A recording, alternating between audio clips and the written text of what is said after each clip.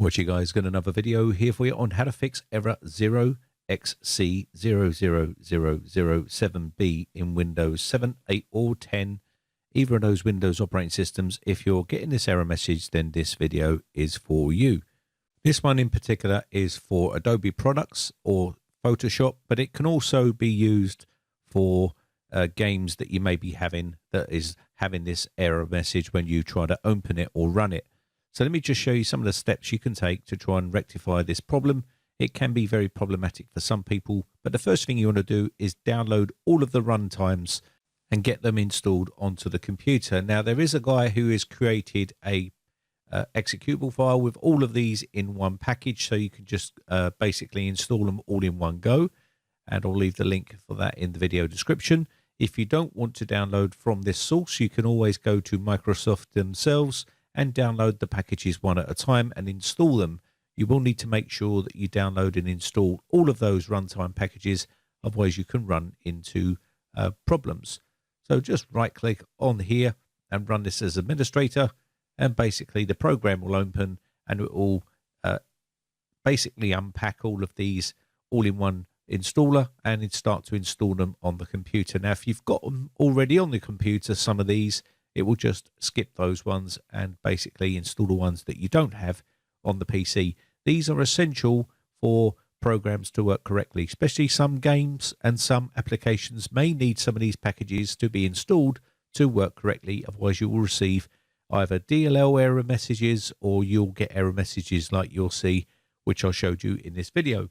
So any sort of files that are missing will cause a error message, and it can be different types of error messages, but this one in particular is what people are receiving. So you can see here there's a load of runtimes here that you need to install and get those installed on the system, and once they're installed you should be okay. But I'll show you some other things to do just in case this didn't work and you're still getting some problems.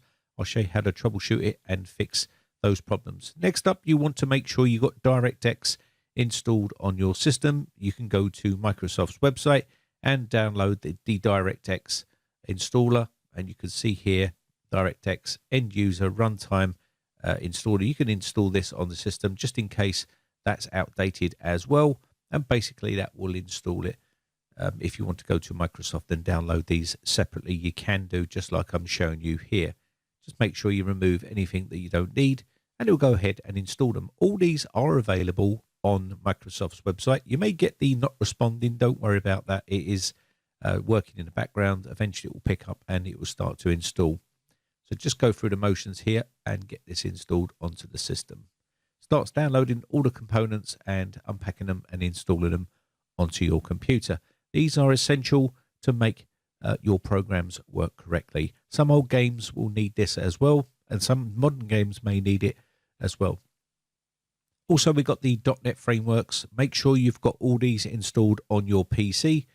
You can go to Microsoft's website and download all of these as well. Some of these are installed on this system, but just go through here and make sure that you've got them all. You can check inside your add and remove programs to make sure that they are installed on the computer. If they're not, then start to go downloading them and installing them on the PC. This will also fix and resolve a lot of error messages. If you've already got it on the system, it will tell you just like this that it's already installed. Just go through the list and work through and start to install them all. Okay, so that's that .NET framework. I'll definitely put this one on here because this is never installed on a lot of systems, and this can cause a lot of errors for older programs and older games. So if you've got some of those that's causing an error message, then definitely get this downloaded and installed on the system as well. Now, don't ask me why Microsoft haven't put all of this in one big package so you can download and install them all. It will save people a lot of trouble and a lot of headaches and a lot of error codes that you will get when you're trying to run certain programs. Unigine, Heaven, Valley, Benchmark is another one that you'll get errors on. If you try to run it, you will need to install some of these to get that working, and that's a typical example of you trying to run certain things without having all of the correct files installed on your system. So next up, right click on your Photoshop here, click on Properties here, and this will open up the Photoshop Properties box. go to compatibility, and also what you want to do here is run this program as administrator. That's important because sometimes the program might need to be run as administrator and you might not be administrator, so you can do that. And then also you can go back into there as well. Let me just quickly go back in there and run in compatibility mode. If you go to properties again, open up compatibility. Sometimes if you're running an older version of one of these programs or a game, you may want to run this in compatibility mode because it might not be compatible with Windows 10. So running it on Windows 8 or Windows 7 might do the trick, and it might make that program or that game or Adobe product run properly, especially if it's an older version. So try that if you've just upgraded to Windows 10 and you're having that issue. Next up, we're going to try Dependency Walker 2.2. This is another great little program which will basically scan your system, whether it be 32-bit or 64-bit, and it will check the Windows module and basically try to find any sort of files that are causing problems or missing on that program, which you may have to install to get it to work properly. So you can download the 32-bit version, which is x86, or you can download the x64 if you're running a 64-bit operating system, depending on which version of operating system you're running, whether you're using an older version of Windows or Windows 10, download the correct version. Put it into a folder, and then you can just click on this and run the program. This is a great tool for troubleshooting software issues. So just click on this program and it will open up the Dependency Walker here. What you want to do here is we're going to open up the program which is causing the problem. In this case, it's Photoshop. So go open and then navigate to the executable file. In this case, it will be Photoshop, but yours might be a game or an application or something like that. Navigate to the programs files folder, whether it be 64-bit or 32-bit. Go into there and navigate to the program itself. So I'm going to go to Adobe Photoshop, which mine will be photoshop.exe. Click on this one and click open. It will scan that program and try to find any sort of problems with that program. So give it time to run its scan, and then it will populate something like this if you're having issues. You will then look in the module section. What you're looking for is errors, and you can see there's 2 errors here, and it will tell you the system cannot find the specific files. This generally means that you've got missing files from your library and you'll need to install those files. It will generally tell you what they are, and you can copy those files from a source inside your PC. I'll show you how to do that in a second, but normally they're DLL files that are missing and you'll need to put those back. Now, hopefully, if you've installed what I told you to install at the beginning of the video, a lot of these will be installed into the PC and they'll be ready to copy across if you're still having issues. You can look inside the module area here and trace out those files that are missing, and then you can copy those files back into your Adobe folder. Let me just show you how you can go about doing that and finding the files on your PC so you can copy them. Now, we're using a 64-bit file system here and program, so we will need to get the 64-bit DLL files, but if you're using 32-bit, you will need to find the 32-bit files and copy those to your 32-bit program directory, which will be programs x86. So let me go into the C drive and then Windows, and then we want syswal64, which is for our 64-bit files. Go into here, and what we're looking for is the missing DLL files. Now, normally I'll show you the 2 files that cause this problem, and you can copy these files across and basically, hopefully, solve your problem. So let me quickly show you here. And if it was other types of files, you would do this same thing and try to find those files on your system. If you can't find them on your system, you will need to copy them from another Windows operating system or download them from the internet, which is a bit risky if you go to the wrong sites. So these are the 2 files that normally get missed, which is the MSVCP 100. So we'll need to copy this file. So I'm just going to highlight this file. And the other one, which is normally missing sometimes, is the MSVCR100. And that's .dll, as you can see here. You would highlight these 2 and then right click and copy these, and then go to this PC, C drive, then go to the programs files, and then go to the programs folder, which will be Adobe in this case, Photoshop. Yours will be whatever yours is, and then copy and paste those into that location. Just click continue and then continue, and you'll see those files get added into here now. So let's go ahead, and now we've copied those files in, let's go ahead and open up Photoshop to see whether that resolves the problem. So I'm going to go down and open Photoshop, and there we are, it's opened.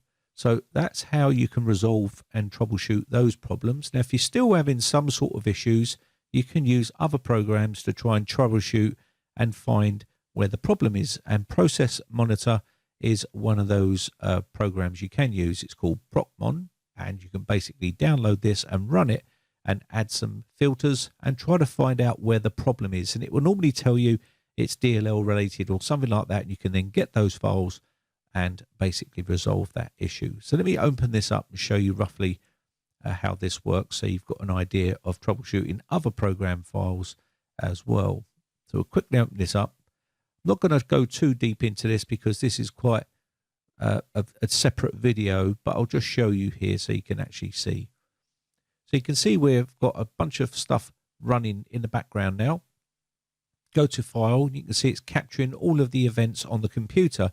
The problem is it's capturing everything. And if you want to narrow the search down, you can just capture the activity of, just say, for instance, Photoshop. You can then save that file and then examine the file. So you can basically examine all the events or events displayed using the current filter. If you set up filters, you can do that very easily. And also you can see here, comma separated values. You can save that to a CSV file, and then you click OK, and that will save the file. Now it is running and is actually creating a file with all of the events that's happening on the computer. Now if you leave this running for long periods, it will be a large file, so just make sure that you're filtering out all of the stuff you don't need. Now be careful not to filter out stuff that might be used for when opening that program, so you don't want to close off everything, but you don't need to capture say for instance your antivirus or anything like that. You can stop all those. So go into the filter tool and you'll see filter here, and you'll see an area where you can type in something like, say, Photoshop.exe, which would be the executable file for Photoshop, and you could then add this to the list, and it's going to add to the architecture. You can add other ones in here as well, like image path, duration, completion time. There's loads of them. Category here, also result, sequence, session, whatever it is you are trying to do, you can actually add that area inside here and then add them all in. You can even right click on this area here. Let me just quickly show you so you can see. So for instance, if I don't want to capture any of this stuff, you can actually right click and exclude that from the list. So you're not capturing loads and loads of information and making it very hard to see. So I can right click here and exclude this process. You can see there's a lot of them, and that's just going to choke up the file that I'm going to be examining and make it much more difficult to find. So filters, and you can see here we've now got Photoshop in the list, and I can include that and just examine Photoshop itself. So we're just looking for Photoshop and any sort of problems with Photoshop. And that's how you would quickly examine the process of Photoshop itself. This will then create a file. Let me just quickly add in something here so I can show you a couple of extra bits that you can add in. So Photoshop.exe, and then you can add in another one. So you've got include, and you can add another type of process that you want to examine. So for instance, it might be results or session or sequence or whatever it is you're looking for, and you just keep adding these in like so. It's a little bit more technical, that one, but it's pretty good to know that you can use this to troubleshoot problems with software and things like that.